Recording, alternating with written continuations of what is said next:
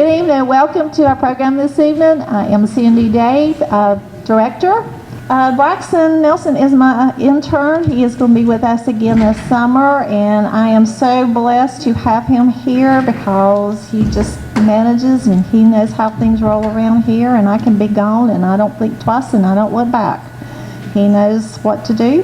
He can handle things in a most gracious and professional manner. We are working on some new doors here for the front door and the 3 doors, one in the 2 down the hall and 1 upstairs. So that is on the plan in the near future. We had some interesting visits today with some potential projects coming up. Braxton is working on one to upgrade, when he's here this summer, the Native American display. So we've been running that rabbit today, and that's been very interesting. What else are we doing, Braxton? Native American music. We're working on the music room, and we had a gentleman in today that I think is going to be a blessing to us to help us change that up a little bit. In June, we're going to be working on a wedding dress display on the stage. So if you have a dress you'd like to loan us for about 4 to 6 weeks, we will put it on display for you, and that'll be coming up in June. So we'd like to have those probably mid-May. In April, May, we are also going to be working on a fallen law enforcement display over there where the World War I display is right now. So if you know of anybody that is local, or even in your family, or you know someone, please let us know, because we'd like to honor them too. Because we have had several from this county, unfortunately, that have lost their lives in the line of duty. We are closed next Wednesday, Thursday, Friday. We are going to do some cleaning and some rearranging and some dusting. So if you are a volunteer here, bring your cleaning out the garage clothes, as we used to call them, and your gloves, and we're going to be working inside and doing some outside work. So come and help us out if you're of like mind. If the dust and all bothers you, you might not want to do that, because we do get a little dusty around here. So we're just going to clean and have a good time and pretty things up around here. Several of us have been working with Cindy now for some time as the new director of our museum, and she is a delight to work with. And she is so energetic that we can hardly keep up with her. But listen, there are great things ahead for the museum. I'm Barbara Watson, and I'm the president of the Historical Society. And the Historical Society welcomes you tonight to a night at the museum. And I know you're going to be glad you came. Our membership really did come in real well. Linda Campbell takes care of that for us, but Linda's not been feeling well, so she didn't get here tonight. But her report, we have 48 paid members, and we have 6 lifetime members. We have some members that have been so faithful and loyal over many years that our board voted to give them lifetime membership. So Danny, your time's coming. You just hang in there. I wanted to tell you about the projects. We really, the Historical Society, we really consider ourselves a right arm to the museum. And we have about 8 of us that do volunteer regularly here at the museum. They're also Historical Society members. And this year, these are the projects with your membership that we have been able to help. Our mission statement is a little different from the museum's. The museum's mission statement is to house all the artifacts from around the county, keep a safe place, educate the people that come in about this and do research. And the Historical Society, we have the privilege of giving money to some of our historic properties around the county. Excuse me. Now, you know the museum would be the first people that we give money to during the year. And also this year, the Granite Falls Historical Society, they formed a couple years ago, and so we have a membership down there. We've been really trying to include the people from the other end of the county. We have helped Fort Defiance. We have helped Chapel of Rest. We've helped the Star Cross High Brighton Mountain Project. We have helped Patterson Foundation. And every year we pay for the Civil War markers. We're on the Civil War markers trail, And we have a marker that's at the Episcopal Church, and we have one up in Happy Valley also. So we maintain those. And then every year at Christmas, we do a project that is not necessarily a historical society project. It's maybe a project of some, like Yokefella or something like that. Bethel Colony, maybe every year is a different project that we do as our Christmas charity project. So with your money, that's what we're doing. All right, tonight, as Cindy has talked about a little bit, we are going to have a very special program. Gretchen's been here before, and she always does a wonderful program. She is going to bring us information about her latest projects. And you know that Gretchen has always preserved North Carolina mountain stories through several oral history projects. And her book tonight that she's going to talk about mainly is Back on Earth, When Men First Landed on the Moon. It's a children's picture book written from the perspective of those of us back on Earth watching that Apollo 11 mission unfold in 1969. And so that means the 50-year anniversary is coming up this summer. And she's also wanting to collect lots of personal stories, and she'll be asking you, so be thinking about where you were then. So we present Gretchen, and we do have some door prizes when we get through. We're going to give away 5 of Gretchen's books before you leave, and she has some surprise refreshments for you. Thank you for coming. Thank you, Bobby. Before I start, I want to introduce one of my books that I did. It's called To the Mountains, the story of Jean L. Fries. And this is Jean. Yay! Wave at everybody.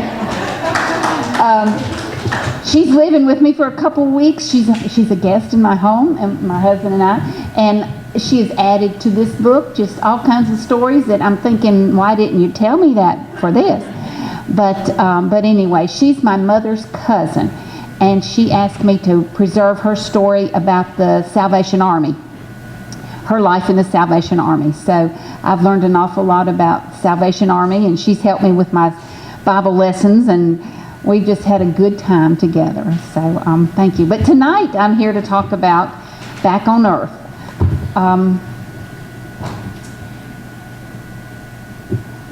going to start with a little promotion. So go to the next one and somehow get down here to where it starts. There we go. 11, 10, 9, ignition sequence start. 6, 5, 4, 3, 2, 1, 0. All engine running.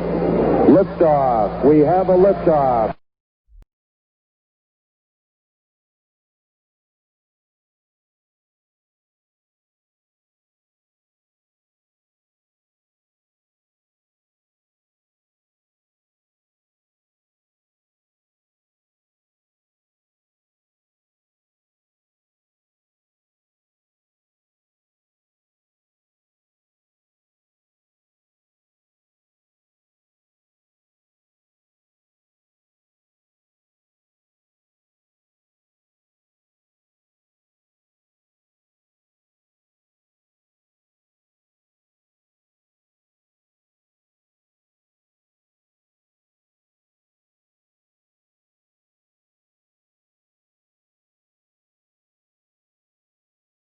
My book trailer. Didn't she do a good job on it? Yay! I'm so excited. Okay, let's see. There we go. The very last thing I said was celebrate the accomplishment. 50 years later, here we are. When did that happen? 50 years? Wow. But it's up to us to tell the story. And so that these children, the next generation, even my 40-year-old son and his wife and my daughter, so they can understand what went on back then. You know, usually we talk about wars and all these horrible things that happen in our histories, but this was different. This was a proud moment in our American history. Personal memories. Now, first of all, Of course, John Kennedy was really big in the space race, especially when we found out that somebody beat it to us. Okay. Do you remember Sputnik? Do you remember that? I had a father that was really into mechanical things. He would just be so happy to see all this technology now, because that was his way he did things. But every night when he saw that Sputnik was flying over, we would go out in our backyard and watch Sputnik. Anybody else do that? Oh, come on now, you surely watch Sputnik. Yeah, you'd see it go over. Yeah, that was it. All right. But it was a call to action, because John Kennedy, as president, had to do something about this. He couldn't let Russia beat us in the space race. So he stood in front of Congress in 1961 and he said, "We will commit ourselves to achieving the goal before this decade is out of a man landing on the moon and returning him safely to the earth." I remember sorta. If it was 61, I wasn't, but anyway, I wasn't very old. And I can remember more hearing about it than I can remember him actually saying it. But he also made a speech. Let's see what the next one is. Yeah. He also made a speech in 1962. John Glenn. Now I remember John Glenn. Do you remember John Glenn? We were in school during that period of time, because the Apollo 11 was in the summer, but this was during school. We went to the auditorium, because of course we didn't have televisions in our rooms. I remember going to the auditorium and sitting and listening to it on the radio. And I remember our principal fell asleep and we all tiptoed out. I remember that more than the John Glenn.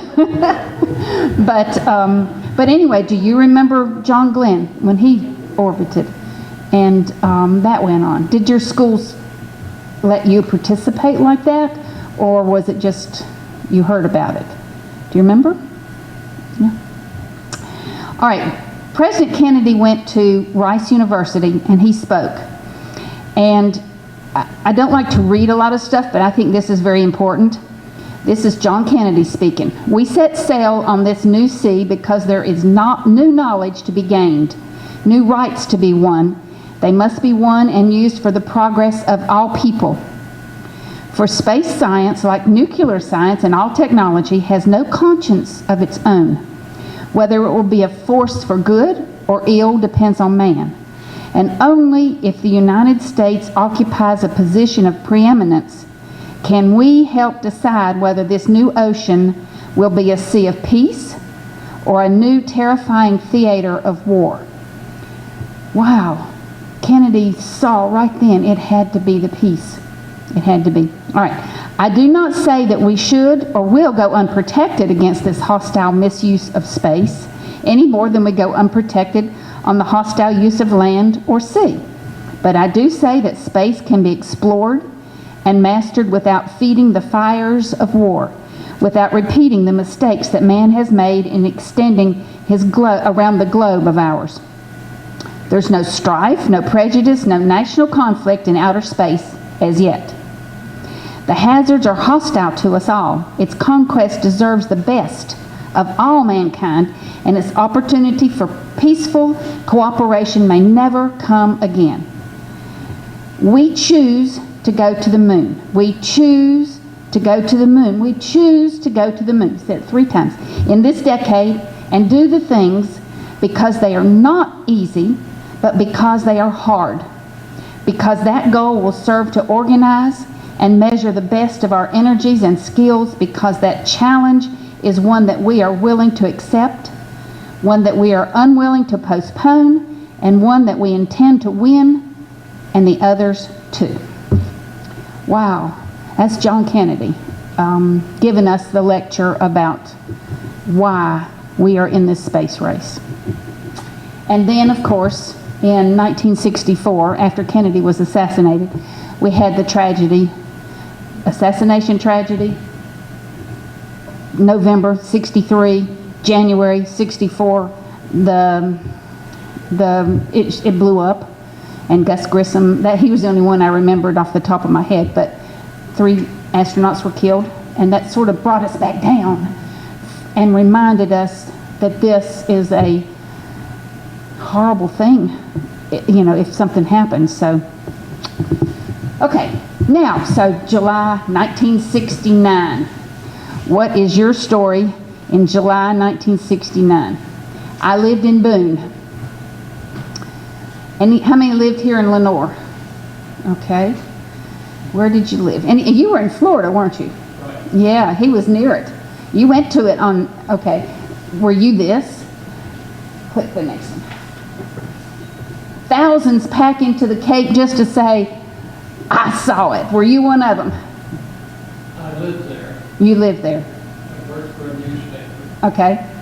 and we recorded that. Okay. He worked for a newspaper there, and you recorded it. So you actually were firsthand witness. Yes, we had 250,000 people show up.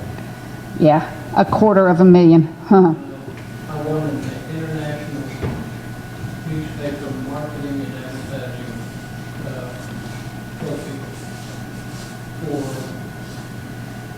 a special thing that we did. Because of it.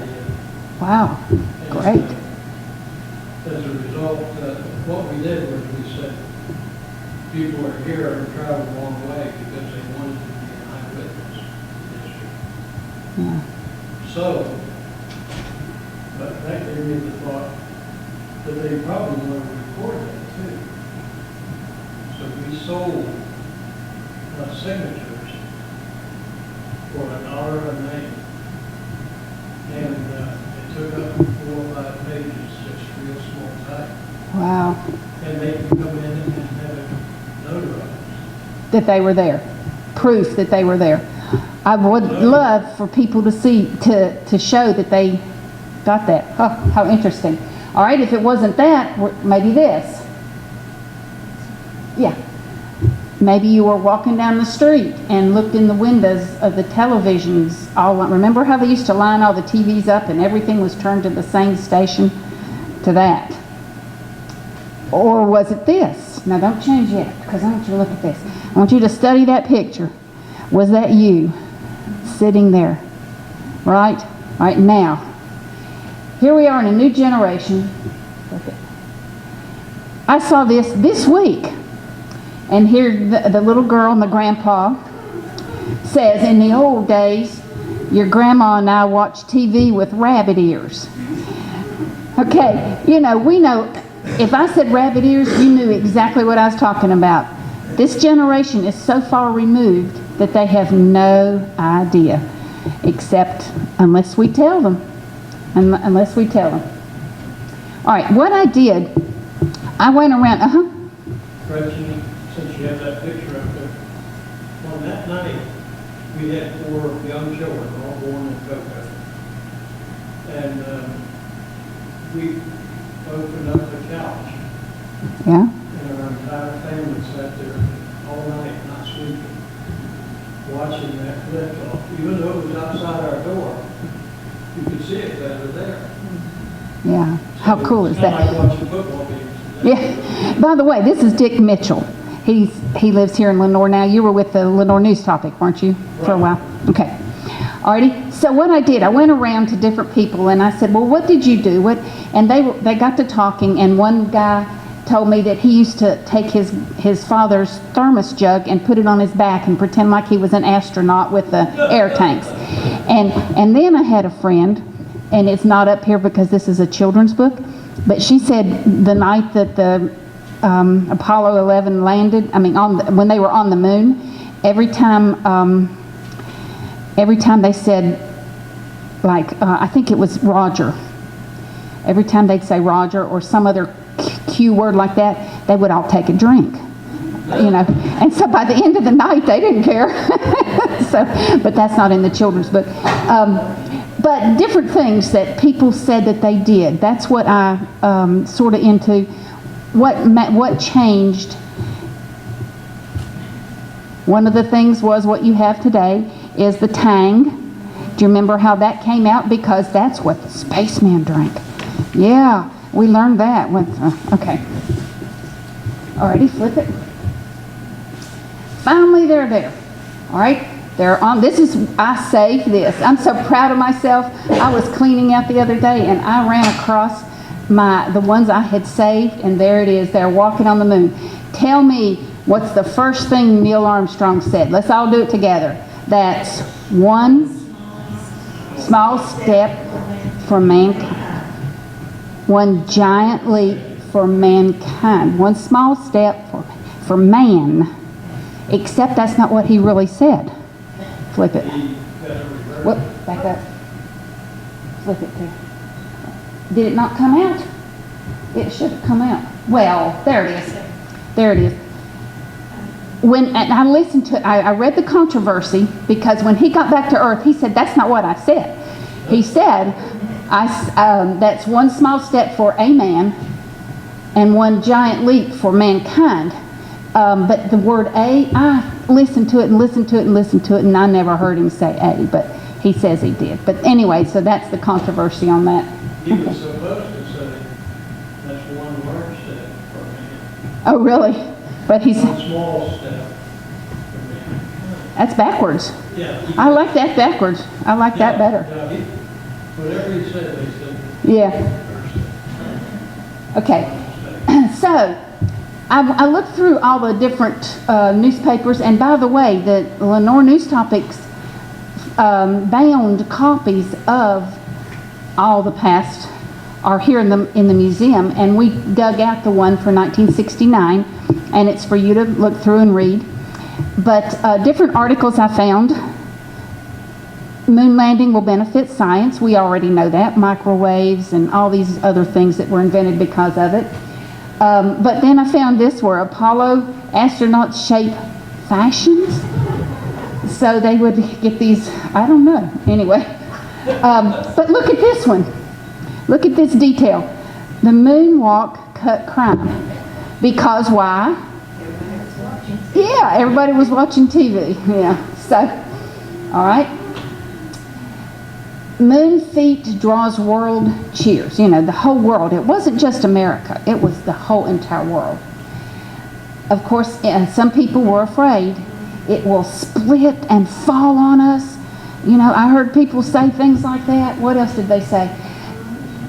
Was it real? How many of you know somebody that back then they did, or maybe it was you, did not believe that they were in a studio, they were taking pictures of it, and it didn't happen? Utah. Yeah, and out in Utah. They thought it was out there, you know. Even today. I think it's worse today that people think. Now, see where it says we added areas of Lenoir hit by violent wind rainstorm. I also heard people say, you know, every time somebody lands on the moon, we get bad weather. We get floods. Did you hear that? You remember that? That's what they said. I remember that. And here's the most interesting to me. The reason I watched is because, is there somebody else? I kept waiting for something to crawl around. You know, I did. You know, but it didn't happen. It didn't happen. But I think that one of the reasons was because of this right here. Do you remember this? It's a novelty song. And it was written and performed by Sheb Woolley. #1, the Billboard Pop Charts, 1958. And, well, you're going to have to sing with me when I get to the chorus. Well, I saw the thing coming out of the sky. It had one long horn and one big eye. I commenced to shaking and I said, ooh-wee! It looks like a purple people eater to me. It was a one-eyed, one-horn, flying purple people eater. One-eyed, one-horn, flying purple people eater. Sure looks strange to me, right? You remember that? And I think that's what put it into our minds that we were waiting for that to come around, and it never did, but anyway. All right, so then I'm going to key in now on Lenoir. The Eagle has landed among exciting moments for Lenoirites. All right, here we go. Now you can't read this as blurred. I'm disappointed, so I typed it up myself. Listen to the article that was in the newspaper the next day. Parking spaces in downtown Lenoir were plentiful this morning. The few people moving around the streets had red eyes and glassy stares. Those who didn't have to get out and go to work were sleeping off the effects of the emotional binge brought on by the excitement of the LEM landing successfully on the surface of the moon and the subsequent moonwalk by astronauts Armstrong and Aldrin. Now, I just thought that was so hilarious that they would put that in there about people having blurry eyes the next day. So, all right, now, I started investigating. A friend of mine down in Granite Falls emailed me and said, there was a man here in Granite Falls that was instrumental in this. His name was Thomas Capshaw. He was a graduate of Granite Falls High School class of 1949, and he was in the Jet Propulsion Laboratory in Pasadena, California, where he was responsible for processing the first pictures taken by NASA on the moon. So that was our connection there from Granite Falls. And this is a picture of him later in the space shuttle. Not in the space shuttle, but he was part of the space shuttle program. There was somebody else though. His name's Bobby Filial. Go ahead and put it all up there. He worked for Boeing. And the very last paragraph there in the corner says, Bobby's parents are Mr. and Mrs. L.W. Filial of Wildwood Road, Lenoir. So we did have a connection. That was, and I bet you that's just my scratching the surface. So I'm looking for more. And I found it. Here we go. American flag on the moon has local ties. And here's a picture that was on Channel 3. Now this I don't think was live. I think this was a talking about it because it was Channel 5 news at 5:30 and it was only 54 degrees. And this is summertime, July, so I don't think it was at the time. I think they were reflecting back. But the American flag taken to the moon, permanently placed there by the Apollo 11 crew, was born in Rhodhius. So this flag, the first flag planted on the moon in 1969, was made of fabric woven at Rhodhius by Burlington, but at that time it was called Rhodhius Industrial Fabrics. So I called them up, the town hall, and the lady was so wonderful. She said, come on over and let me show you what we've got. Well, here's what they had. She goes to her filing cabinet and she pulls out a segment of the flag, but it's not the flag, it's just other material that was the same material. The flag was not made in Rhodhius. The material for the flag was woven there, and then they sent it elsewhere for the flag, and this has been certified. If you look in the center part, this is a picture that is hanging on the wall at Sawmills Town Hall. And then I zeroed in on the plaque that's over there in the corner, what it says, and it's Apollo 16. The flag, they're recognizing that, but it was also the earlier Apollo. They just never went to any trouble. This one actually, John Young actually signed the certificate saying that the flag for there came, and that flag is also on the moon. They think that when the rocket took off to return, that the kickback from the rocket, they think it knocked it over, but they're not really sure because they haven't taken pictures of it. But anyway, so it was up there. And also they had, to make it stick out, they had to put poles in it because of course it never has wind up there. All right, so back up one. That second one was Apollo 16. Oh, Town Hall of Rhodhius Town Hall, Burke County though, not Caldwell County. But as I'm talking to the different people, a lot of people in Granite Falls worked for Burlington Industries there. The factory was actually on the Rhodhius side. There were two, one on the Caldwell side, one on the the Burke County side, and that's the side where that particular material was made. One thing that children don't understand is arrival back, and so to tell them about this, how exciting, how they had to land in the water, how when they got out they had to be wiped down and they put these gray uniforms on, and they were all sterile.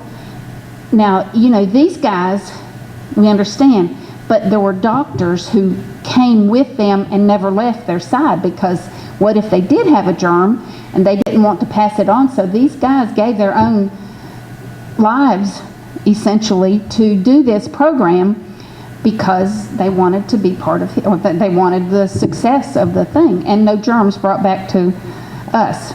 And of course people said, yeah, that's where all these germs came from. I've heard people say that too. I can remember seeing Richard Nixon stand out beside the thing. Now this does not show Richard Nixon at this time, but I can remember when pictures of him and the guys sitting in there looking out the window on that. Of course, they landed right outside Hawaii, well, near Guam, and then they flew to Hawaii in that trailer. Then they changed them to another trailer and moved them to Houston, where they stayed for 3 weeks until the quarantine was over, and then they came out. Now the moon rocks themselves went straight to Houston, and that's, you know, that was another thing. They had to keep them in quarantine also, because they might have brought germs back, you know, you never know. So then we celebrated because we had accomplished the impossible. And this is the real accomplishment. I mean, this is the real picture, and this is the picture from my book. Now, go ahead. The Apollo 11 astronauts were released from 3 weeks quarantine to enjoy ticker tape parades, New York, Chicago, and Los Angeles. Notice that, New York, Chicago, Los Angeles, on the same day. 3 parades, 3 cities, coast to coast, and they got them there on time. I guess if you can fly to the moon and back, you can fly across the country and have 3 parades while you're at it. But that night, they had a dinner where they got the, Richard Nixon gave them the Presidential Medal of Freedom for their accomplishments. Now, Dick was fortunate, I'm fortunate enough to find him, and he gave me this collection of his pictures from the 25th anniversary, 1994. That just seems like yesterday, 25 years since then even. Wow. I mean, yeah, anyway. But this is what all they did for the 25th. They had stamps. If you'll see them here, there were commemorative stamps. They had just all kinds of celebrations. So, but now we're up to 50 years. All right, you ready? If you want to do some things to celebrate, we've got the celebrations. First of all the way, the whole entire year, the Apollo 11 moon landing simulation. So you can go to the U.S. Space and Rocket Center, and you can see the reenactments every day. Okay? That one is Huntsville, Alabama, yeah. This one's in Washington, D.C. His actual spacesuit will be on at the Smithsonian, the branch that is the National Air and Space Center. In California, Simi Valley, which is Reagan's museum, that's the anniversary with Buzz Aldrin. I didn't even know he was still living, but they'll have that.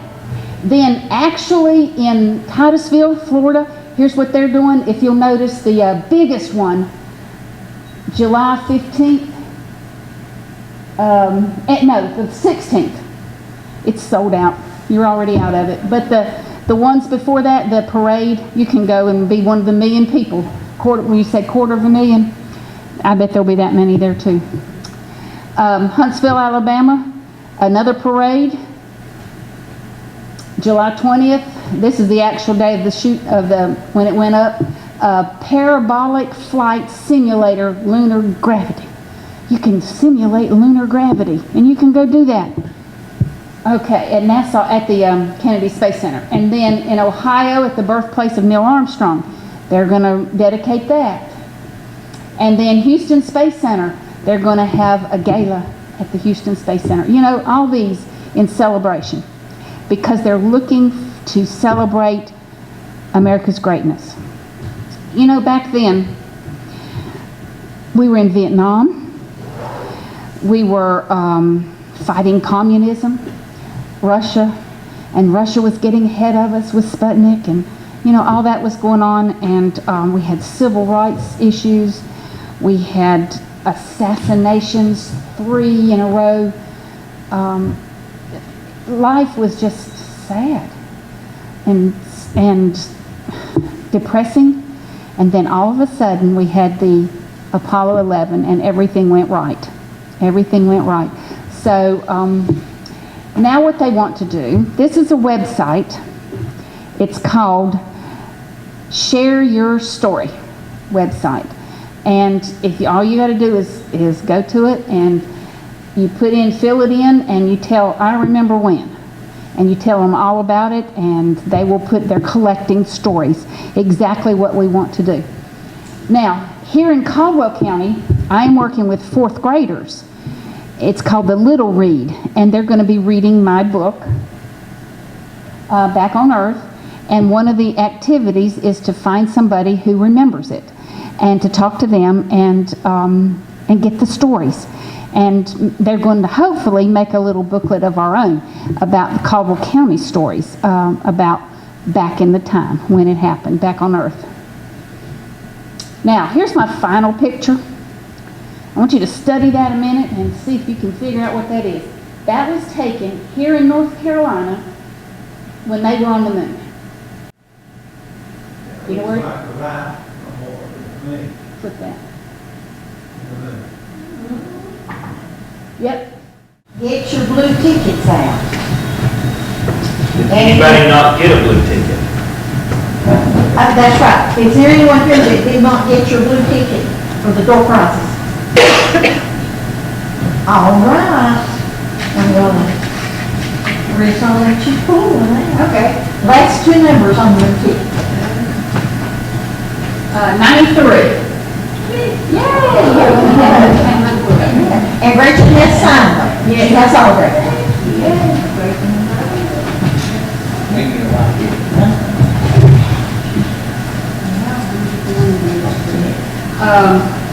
Double zeros. Double zeros. Anybody? Double zero?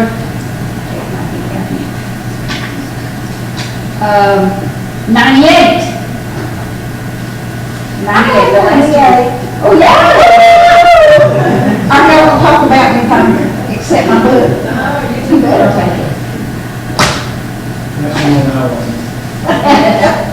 All right, I'll share. 02. 02. Yay.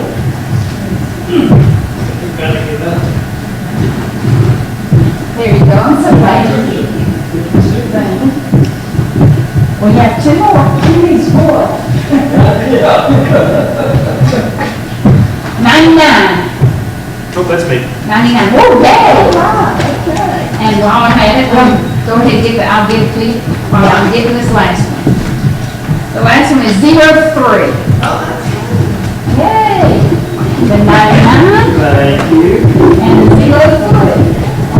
Okay, Gretchen will be around, and please enjoy some time and some time before you leave. And thank you for coming, even though there was a wonderful ball game on at least.